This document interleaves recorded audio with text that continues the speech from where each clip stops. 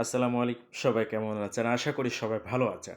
আজকে আপনাদের মাঝে নতুন একটি বাগান আপনাদের সামনে প্রেজেন্ট করার চেষ্টা করতেছি।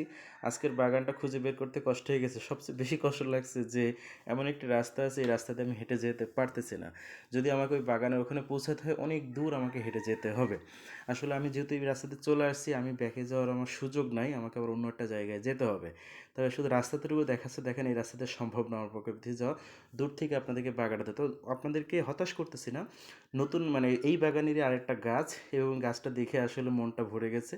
গাছে দেখেন কি পরিমাণ বোল আসছে এবং আপনি হয়তো খেয়াল করবেন যে ওই গাছগুলো একই অবস্থায় দূর থেকে দেখানো যাচ্ছে না। তবে এই গাছটা আপনাকে দেখাচ্ছি। দেখেন গাছটা একদম হচ্ছে মাটিতে নুয়ে পড়তেছে। যে এত পরিমাণ মুকুল আসছে। এই গাছটায় যখন আপনার আম আসবে এই মুকুল থেকে, তখন এই গাছটা দেখেন একদম মাটিতে বসে যাবে। এবং বলা যায় কি মাটিতে বসে শুয়ে হয়তো বা আম পাড়া যাবে এই গাছ থেকে। আপনাদেরকে এই প্রকৃতির একটা সুন্দর একটা জিনিস আপনাদের দেখানোর চেষ্টা করতেছি। তবে এই ভিডিওগুলো আসলে দেখতেও খুব ভালো লাগে, এই প্রকৃতি নির্ভর জিনিসগুলা। এবং আপনারা শুধু যদি একটু লাইক এবং কমেন্টস করেন, সাবস্ক্রাইব করেন, তবে একটু উৎসাহ লাগে আমাদেরকে এই কাজগুলো করতে।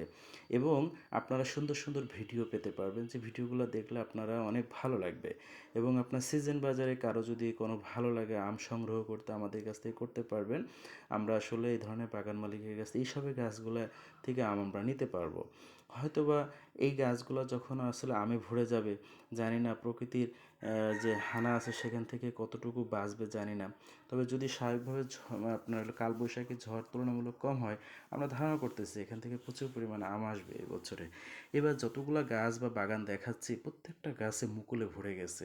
আশা করতেছি এবার ভালো কিছু হবে। সবাই ভালো থাকবেন। আসসালামু আলাইকুম।